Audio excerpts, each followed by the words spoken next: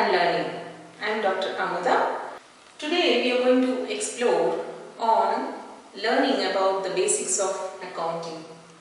Now what we are going to learn today, why you need to know accounting, what is accounting, what is accounting cycle, the various types of accounts. Now why you need to know accounting, it is very simple. The companies, they start their business and they need to earn profits. They have to thrive, they have to survive, they have to grow and they have to expand its business. So what is required? It has to know where it is spending its money and how it is earning its profits. For this purpose, it has to analyze the performance of the business for which accounting is required. Now, what is accounting? Accounting is nothing but you need to communicate the performance of the business to the stakeholders. So, whether the company is earning profits or running losses, or the performance of the business is positive, or what is the financial health of the business, all this need to be communicated. So for communication, what is required? A language is required. So what is accounting? Accounting in simple terms, it is language of business. Now we have to see what is accounting cycle. Accounting cycle is nothing but the process. Process of what? Accounting process of the various functions of accounting. So you have various stages of accounting process. The first stage of the accounting cycle will be identifying. What you have to identify? Some of the transactions or events happening in the business will have to be identified, like which transaction to be recorded, which not to be recorded. So, all the transactions which is expressed in monetary terms, measured in money terms, will have to be identified. Next, you have to record. Where you have to record, you have to enter the transactions in the books of accounts. So that process is known as, function is known as recording. Recording of the transactions which is expressed in monetary terms. Next comes classifications. What do you classify? Classifying the transactions, and this classifying of the transactions happens like where you have to group the transactions. In case of recording, what do you do? You record in the books of accounts in the book of prime entry. It is known as book of prime entry. What you call is journal, and this process is known as journalizing. The process of recording the transactions in the book of prime entry, which is known as journal, is known as journalizing. Next process will be classifying, that is grouping the similar transactions into one place, that is known as the book of ledger, and the next function will be summarizing. You have to summarize whatever events or transactions happened which you have identified, recorded, classified, and now you have to summarize. What is summarizing? You need to know the financial position. As I told you earlier, whether the company or the business has earned profits or it has incurred any losses. What is its performance, whether it is positive or about its strength of the company.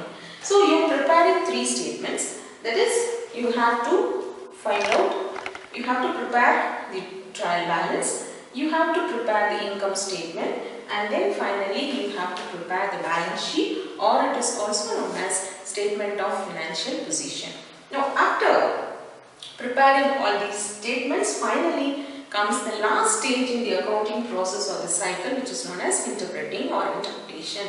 So you have to interpret the final results of the business to the stakeholders. So this is all about the basics or fundamentals of accounting.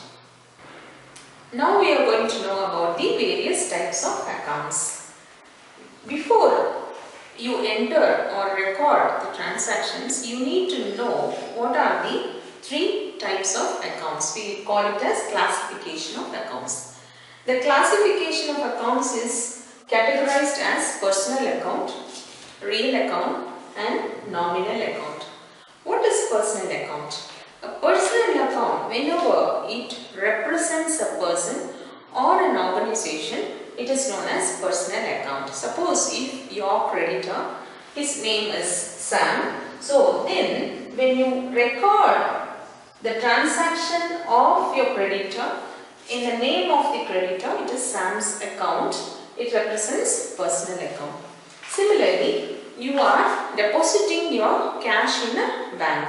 See, the name of the bank is ICICI Bank account or Bank of Scotland, or suppose if the name of your debtor is David, David's account. All these comes under personal account.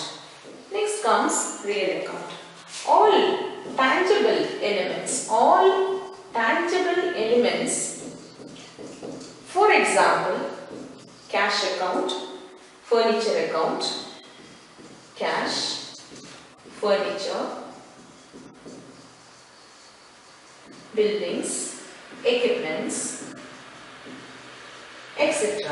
All these tangible elements will be grouped or named as real account. Finally, nominal account. What is nominal account? All expenses, revenues, income, gain, losses are termed as nominal account. The name of the account will be as per the nature of the expense or income or gain or loss. So it is termed as nominal account. Apart from these three, you have one more, that is known as representative personal account. Why it is termed like that? The nominal accounts, when the actual cash is paid or when the actual cash is received as an income or if it is paid as an expense, it is termed as nominal account. But when the salaries or expenses or gains or losses or rent or commission or whatever is to be payable, outstanding or yet to be paid to a certain person, then it is termed as representative personal account. For example, outstanding rent. And what does it mean? Outstanding rent or outstanding salaries. This is normally payable to a certain person. So, outstanding rent or outstanding salaries or prepaid insurance.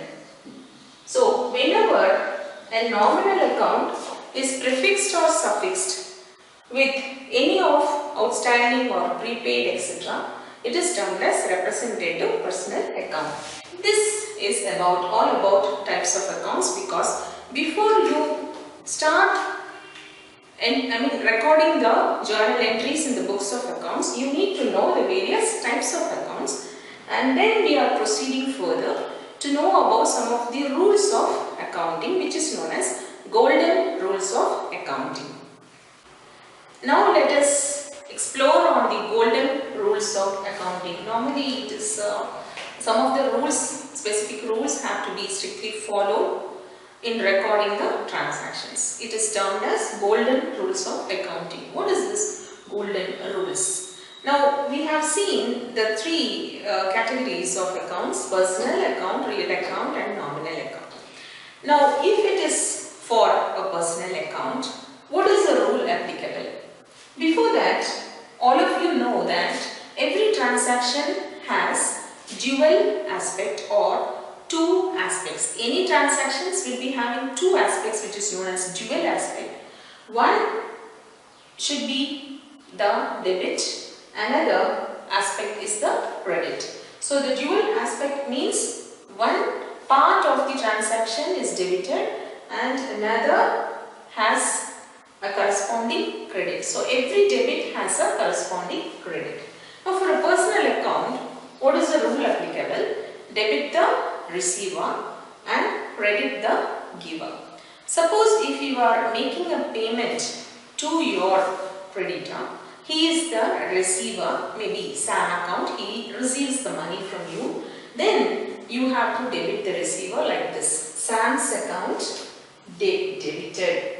Sam's account debited or debtor. credit the giver. Suppose if the person who is giving the payment has to be credited. Okay, suppose if you are giving, then the business enterprise has to be credited. The real account here represents the tangible elements. Debit what comes in and credit what goes out. Suppose if anything you receive, say furniture, you receive it, then that has to be debited. Furniture account is debited and credit what goes out. Suppose if you are making a payment of cash for purchasing the furniture, the cash goes out, so cash account will be credited to cash account, furniture account to cash account. So this is how it has to be recorded. Finally, the nominal account. Nominal account, as I told you already, all expenses, losses will be debited and all the incomes and gains will be credited.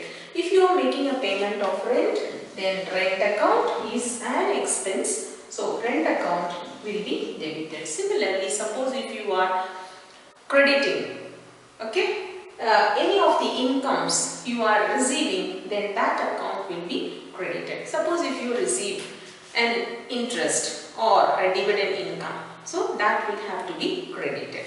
Now this is how we need to understand the golden rules of accounting before you enter the transactions in the books of accounts, that is before you journalize the transactions.